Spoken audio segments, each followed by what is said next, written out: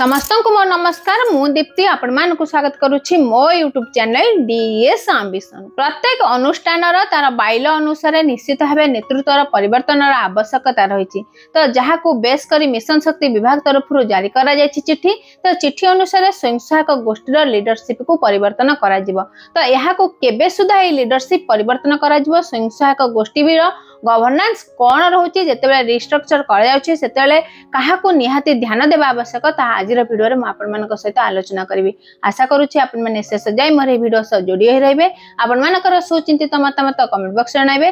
जदि भिडियोटी भल लागला तेबे लाइक करिवे, शेयर करिवे। जदि हम चैनल को नुआ कर विजिट करूछंती तेबे सब्सक्राइब करिया को भूलिबे नहीं। साधारणतः महिला स्वयं सहायक गोष्ठी कहले गोटे साही बा पड़ारे पाखापाखी परिवार मान को लेकिन ही स्वयं सहायक गोष्ठी गठन करते जो समभावापन्न 10 रु 20 महिला सामिल हुई। जदि दिव्यांग स्वयं सहायक गोष्ठी गठन कर से क्षेत्र में अति कम 5 जन दिव्यांग अति बेसी 20 जन दिव्यांग को नहीं ही दिव्यांग स्वयं सहायक गोष्ठी गठन करा जितेबाला स्वयं सहायक गोष्ठी फॉर्मेशन होची से स्वयं सहायक गोष्ठी को परिचालना करने निश्चित भाव विभिन्न प्रकार नियम रही। तो से नियम भितर से स्वयं सहायक गोष्ठी जो सदस्य मैंने सामिल अच्छे से 2 जन ऑफिस बेयर को चयन कर जो मैंने सभानेत्री संपादिका। स्वयं सहायक गोष्ठी जो सभानेत्री संपादिका माने चयन होती तो से स्वयं सहायक गोष्ठी सामिल थिबा समस्त सदस्यों द्वारा ही से माने चयन होती। तो यही समय हुए तो से सिलेक्शन प्रोसेस रही पारती किंबा जदि एकाधिक लोक सभानेत्री संपादिका चाहते तो से समय निश्चित भाव इलेक्शन हो। जो ऑफिस बेयर चयन हेले सेमानकर कार्यकाल पूर्व 2 वर्ष थिला, अर्थात प्रति 2 वर्ष थे निश्चित भाव स्वयं सहायक गोष्ठी नेतृत्वर परिवर्तन करा जाय थाए। किंतु वर्तमान मिशन शक्ति विभाग तरफ जो गाइडलाइन जारी कराई तो सेमानकर कार्यकाल वर्तमान 3 वर्ष रही, अर्थात 3 वर्ष थे सेमानकर नेतृत्वर परिवर्तन करा। किंतु कोनोसी क्षेत्र में जदि सही सभानेत्री संपादिका मध्यरु 3 वर्ष पूर्व जदि कहीं चेंज होगा को चाहती ताले से माने चेंज होई परिबे।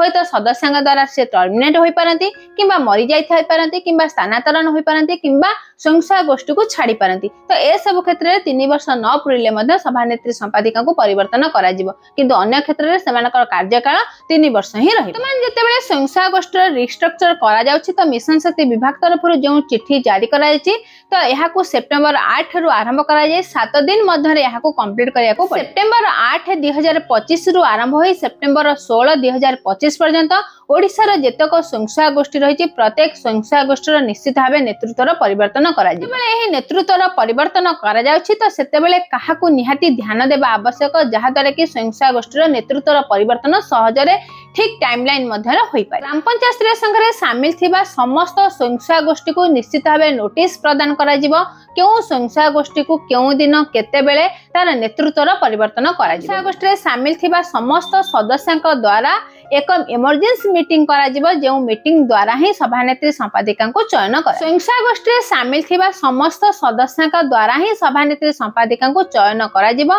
जदि एकाधिक सदस्य चाहउचंती सभानेत्री संपादिका पद रे रहबा लागि तो से समय निश्चित भाव इलेक्शन करा जिवो।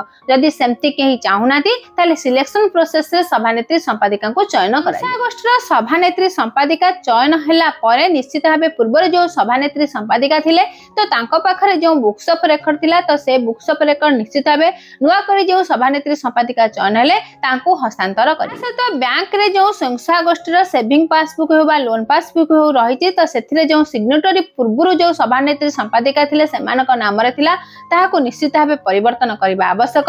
तो एथिलागी निश्चित भाव सेथिरे सेही बैठक रे ताहाको मध्य स्थान दिया। एथिलागी रिजोल्यूशन करा जिवो। सेही रिजोल्यूशन कॉपी को निश्चित भाव बैंक रे सबमिट करा जिवो और बैंक रो जहा प्रोसेस रही सिग्नेटरी चेंज रे तो सेही प्रोसेस रे सेही स्वयं सहायक गोष्ठीर सभानेत्री संपादिका को निश्चित भाव बैंक पासबुक रो सिग्नेटरी भाव दिया जिवो। यहाँ पर सेही मीटिंग रे निश्चित भाव स्वयं सहायक गोष्ठी क्यों आंचलिक मंच रे सामिल अछंती, आंचलिक मंच गठन हेबार उद्देश्य कोन, आंचलिक मंच रो रिस्ट्रक्चर आवश्यकता रही कि नहीं से संबंध में निश्चित भाव से स्वयं सहायक गोष्ठी जे कार्य करुछंती सीआरपीसीएम भाव तो सेमाने ताको आलोचना करिवे। से ऑब्जेक्टिव को शेयर कला परे से स्वयं सहायक गोष्ठी 2 जन प्रतिनिधित्व करिया को जो आंचलिक मंच को जिवे ताहाको मध्य सेठारे चयन करा। आंचलिक मंचर बाइल हिसाब से जो माने प्रतिनिधित्व करने स्वयं सहायक गोष्ठी से सभानेत्री संपादिका जड़े आउ जो अदर मेंबर रहिले जड़े तो जो माने चयन हे तार रिजोल्यूशन निश्चित भाव स्वयं सहायक गोष्ठी पास होगा स्वयं सहायक गोष्ठी आम सभानेत्री संपादिका परिवर्तन करुँच प्रकृत में स्वयं सहायक गोष्ठी कौन यार बाइल कौन रही